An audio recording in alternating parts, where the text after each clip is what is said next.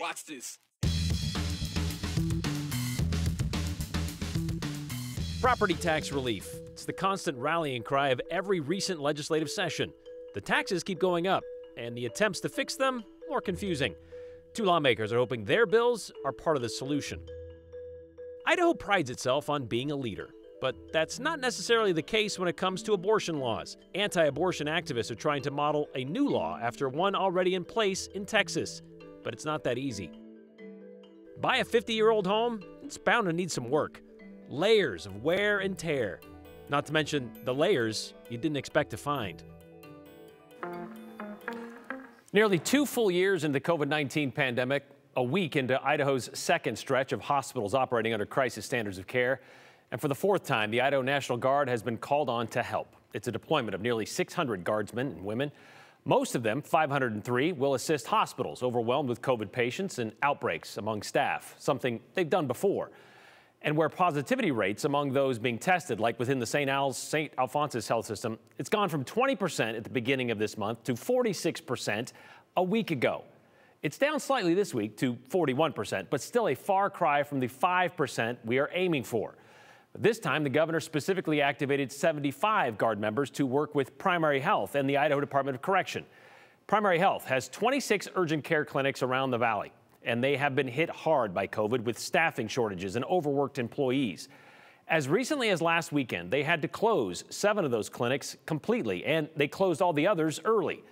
Today, they have 26 people out, either sick or exposed, and they have 4 clinics closed. Just 4% of staff is out is an obvious improvement, but Dr. David Peterman, Primary Health CEO, says help is still needed and welcomed, saying they can't thank Governor Little enough for this help. Even with 96 to 97% of their staff vaccinated, Omicron knows no bounds, he says. Dr. Peterman went on, by activating the National Guard, we can test, evaluate, and treat even more people seeking COVID care. At the same time, freeing other healthcare staff to help patients needing non-COVID care, like the other illnesses and injuries that happen on a daily basis. So the Guard will be in a sort of triage role for Primary Health and handling COVID testing, freeing up the rest of the staff to focus on their other patients. That will also mean reopening clinics and a return to normal operating hours. The positivity rate they are seeing at Primary Health is about 38% right now. Meanwhile, at the Department of Correction, as of this morning, I have 201 staff in the Department of Correction who are either out with COVID or who are out because of a direct exposure to someone else who tested positive. So you add those 200 staff that are no longer available to report with an already significant staffing crisis, and it's a situation that's just not tenable. That's Director Tewalt speaking to the House Judiciary and Rules Committee this afternoon, telling them 10% of his staff unable to come to work today, and why this latest development is warranted. The Guard will be used at 3 prisons south of Boise in supporting roles, passing out meals, helping with counts, that kind of stuff. Week 3 of the legislative session, and lots going on at the State House, and we're finally getting to the meat of the meal, property taxes. Kind of more like liver and onions of the meal, probably, because let's be honest, while necessary, not exactly everyone's favorite topic. With exploding growth comes exploding property taxes. I mean, it's based on the value of your home, after all. And it's been a problem, specifically in Idaho's most populous cities, for a while now.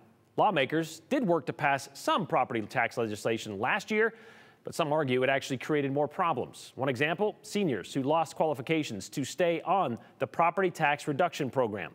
Others say the homeowner exemption needs to be increased to keep up with growing property values. Joe Paris, well, he holds his nose and tries to digest some early ideas on property tax solutions.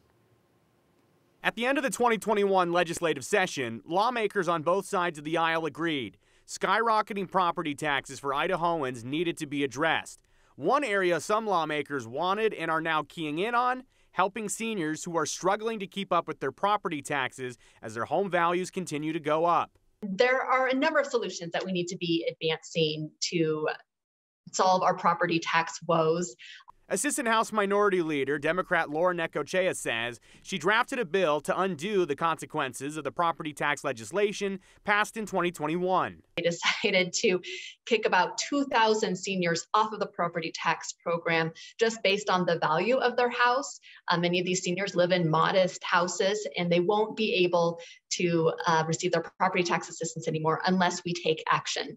That legislation cut down on the amount of people who are now eligible for the state's property tax relief program. The idea behind the 2021 legislation was to prevent Idaho taxpayers from having to pay the bill on high-value homes that qualified for the assistance program. Necochea says her bill would essentially reverse consequences of 2021 legislation while also expanding eligibility for the property tax relief program, commonly called the circuit breaker.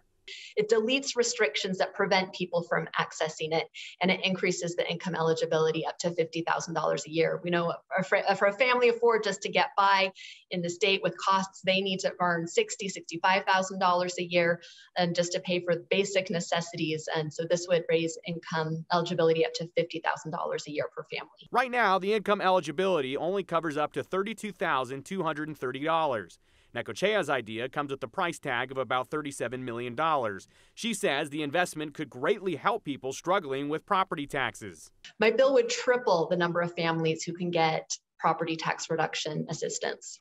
But it's not just seniors who need the help. Republican Representative Greg Cheney has an idea to allow Idahoans who receive the homeowners exemption to deduct up to half of their property tax payment from their state income taxes. It could effectively wipe out a lot of people's income tax liability to the state of Idaho, and it could put that money back in people's pockets. So it's essentially getting half of what you pay in property taxes back on your income taxes, provided that you owe that much in income taxes. It wouldn't give you more than you owed. The proposed bill would also allow an income tax credit for Idaho residents for up to 10% of the property taxes they paid on a rental property. Cheney says he knows some will push back on the idea because they see it as the state bailing out local governments who are not controlling their budgets. Some argue that to curb the property tax issue, local governments need to scale back budgets so they don't need as many taxpayer dollars. The main criticism of it is it's the state budget supplementing local budgets, but really what it is it's the state budget giving back to the taxpayer money that they've paid in. Cheney says getting creative to tackle the massive property tax topic is crucial. I think one of the big risks that we face is in any governing body is that we get tunnel vision and we start focusing in on one or two solutions. I think that oftentimes that tunnel vision can be the reason why. So I think we need to stay open to all ideas. That certainly is an interesting topic there that Representative Cheney brought up, Joe. And just to be clear, it isn't the state that charges you a property tax. It's all of the taxing entities within your taxing district that take a portion of what your home's value is and all that kind of stuff. But that is for another topic. What about this homeowners exemption?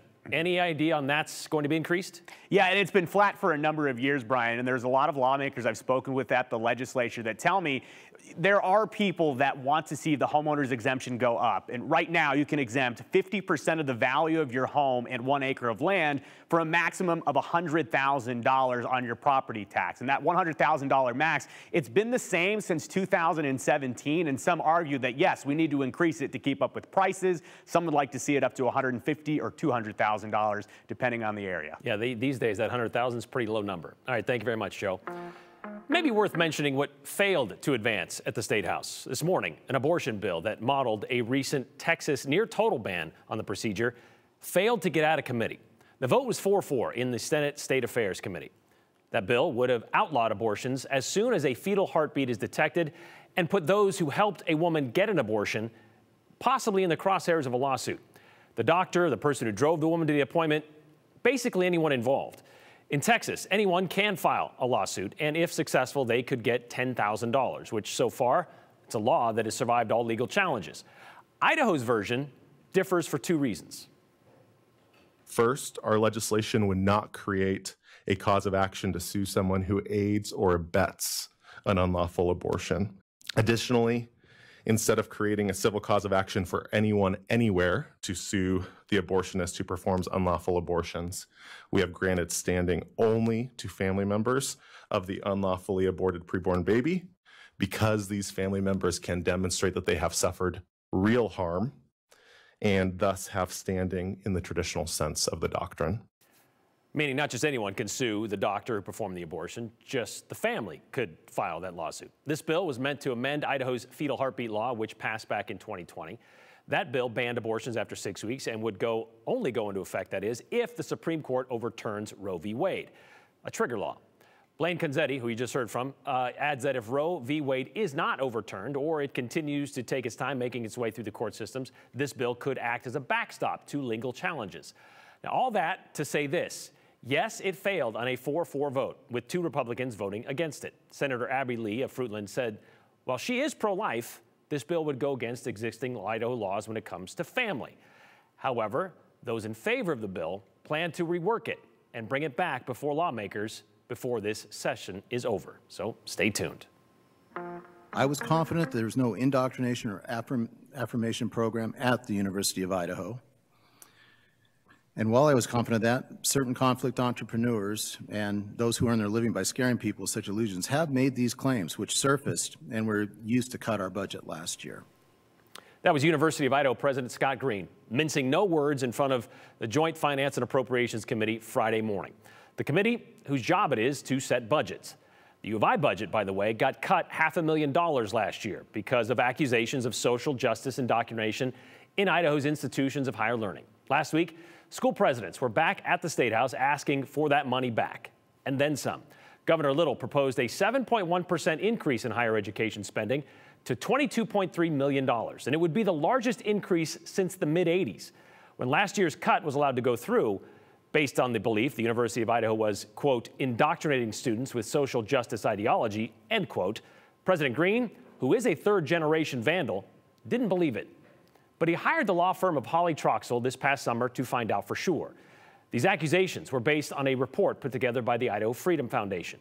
If there was indoctrination, if there were classes where people were shamed for their beliefs or their ethnicity, President Green wanted to know about it.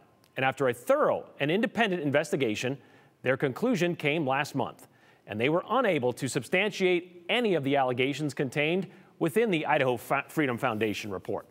U of I's initiatives related to diversity and inclusion stem from independent factors and are not designed to indoctrinate anyone with social justice ideology, including students and university employees alike. Nor, Holly Troxell said, did we identify any evidence suggesting such indoctrination has taken place. They put all that in this 26-page report that they released last month. Holly Troxell also said they were unable to identify a single complaint from students, from faculty, or otherwise about indoctrination from the school's diversity and inclusion initiatives. Not one. Which is why President Green made it clear, in so many words, in front of JFAC, to correct the record. We spoke with him shortly after his remarks to the committee. The fact that they couldn't substantiate a lot of the accusations being made, it was a bit of a relief, but it was also a bit disappointing because you realize that this was more political than it was real, and that this was a false narrative. I think Idaho citizens deserve better, and my guess is they're not going to forget about this for a long time. Are you worried about these discussions this year when it comes to the budget? I'm always worried, but my sense is that, that legislators are growing tired here of all the infighting and the accusations, and particularly if they're false. I don't think legislators purposely take positions that they know are false. I think they're being fed information, and they should be angry at this point, too. The Holly Troxell report also included instances where the IFF report cherry-picked program descriptions. They left out parts of them, took them out of context to build the narrative they were trying to push. If the Holly Troxell name sounds familiar, it's because they are the same firm Boise State hired last spring after they were accused of indoctrination within their university foundations courses. An investigation that also turned up nothing. The University of Idaho gets about a fourth of its $400 million budget from the state, so maybe $500,000 doesn't seem like much. But President Green wanted to make it clear. This wasn't entirely about the money. What he wanted to make clear, and what he made very clear in so many words in front of JFAC, was about correcting the record against conflict entrepreneurs who make their living sowing fear and doubt with legislators and voters.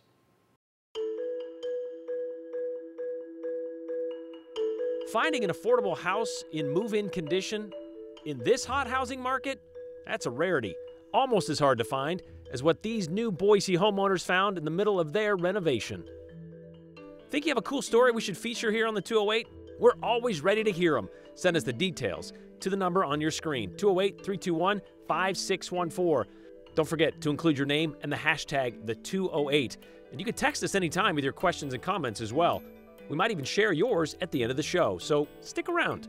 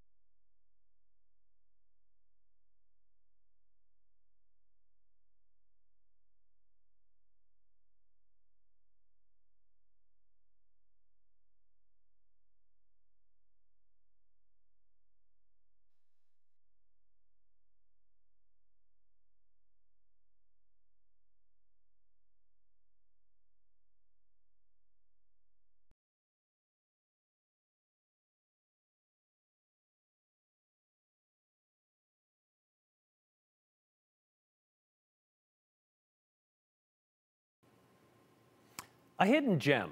That's the goal of buying a home that is a bit outdated or needs some work. And that's what the mom and son duo of Melissa and Luke Brote believed they had when they bought a late 60s Boise home from the original owner. They had no idea, though, how hidden their gem would be or what to do with it now. In a hot housing market, it can be hard to find something cool. Yeah, that works a lot better than the other one, probably. Sometimes it takes a little work. Well, it's been really exciting to actually get hands-on and be tearing stuff out of the floor. The Brotes bought this Boise bench home about a month ago. This is actually the first house that my family had the opportunity of buying, so. The goal? To gut it, to clean it, and build it all back up again. About 3 weeks in, the cool part revealed itself. There were when one of the back bedrooms, exterior shingles, I think, as a creative idea. Kind of threw them a curveball. And then they were painted this dark green. So for 3 weeks, I've been fretting about what might be under those shingles. My mom started and she screamed from the other room and hollered. And I came in running, hoping there was not mold. And can you believe that? I was delightfully surprised there was not mold. And I was surprised, shocked, confused. I wasn't sure what I was looking at until we continued to pull down the shingles. And found this wall of fame. Well, it is a wall, just not necessarily of fame. I mean, no offense, Dave Revering, Jack Lazorko, and Dan Schnatzeder, but if you need a Tom Needham viewer, about 1,600 2.5 by 3.5 inch side-by-side baseball cards. We got Eric King, Dave Meads, Darnell Coles. With names and faces that certainly aren't very sentimental to Luke either. I probably could say I watched half of a baseball game in my entire life. For every Greg Maddux or Kirk Gibson, there's a dozen Willie Hernandez's and Jim Ackers cornered by Bob Horner. At one point, probably worth some value on their team, just not on this wall. I've looked up a few, haven't gotten lucky yet. They obviously meant something to someone at some point, more than just Major League history. I wonder if the kid put it up or the mom put it up. This wall held some mystery. To be fair, it was probably my mom's idea, but I was definitely not going to say no. Meet Chris Nelson. I was born in 1977. I lived there until, I think, late 90s. So that's the wall. Yep. Oh, so wild. When Chris was still a kid. Yeah, 88 or 89 sounds about right. Just remember like going through them and sorting them. He became obsessed with baseball. And so I had just a ridiculous amount of baseball cards. I would say 10 or 15,000 ballpark. Like me and my buddies, that was the only thing we spent our money on. We just had all these cards and my mom was like, well, why don't we do this? And I was game. So we spent a weekend gluing baseball cards to the wall. Just a weekend? Yeah, it only took about a weekend, yeah. It was me and her and my dad all doing it. And they were the focal point of his room for about 5 years. Longer than the bucolic careers of Louis Meadows and Bruce Fields. And then shingles. And then shingles. Why shingles? I think at that point, my parents figured it was the easiest way to cover them up. So that covers the who and the how. What about the what now? I don't know. Guess we'll just have to figure that out. I'd be open to ideas. I'm not sure what is next. As for Chris, he's okay with the wall remaining just a memory, a recollection of his collection. I've lived more than half my life without a wall covered with baseball cards. And not a barrier to the Brotes making their own memories here. Just kind of, whatever makes them happy to do with it. Not that they need to decide right away. Yeah, we have plenty of other work to be doing. Chris's parents both passed away within the last couple of years, and the Brotes bought the house in an estate sale. And they are kind of running out of time because we spoke with Melissa today, and she tells us while they want to return the house to its mid-century glory days with a few modern upgrades, they kind of want to know what to do with this wall. It's been a couple of weeks since we met Melissa and Luke, and they still have not decided what to do with that wall. They tell us they'd be happy for someone to come in and take it, preserve it as it is. Otherwise, they're going to plan to tear it out and just replace it. Ideas? You know what to do. Text them to us.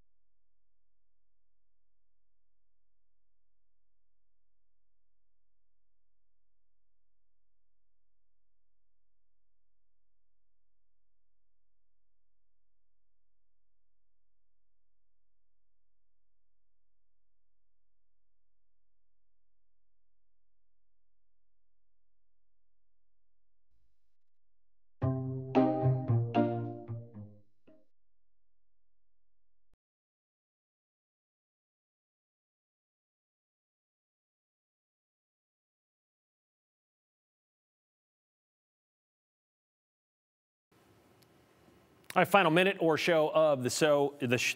Minute or so of the show. That's a hard one to say. Let's just get to it. I'll stop talking about it. I wish people would stop saying that increasing property values results in higher taxes. It does not.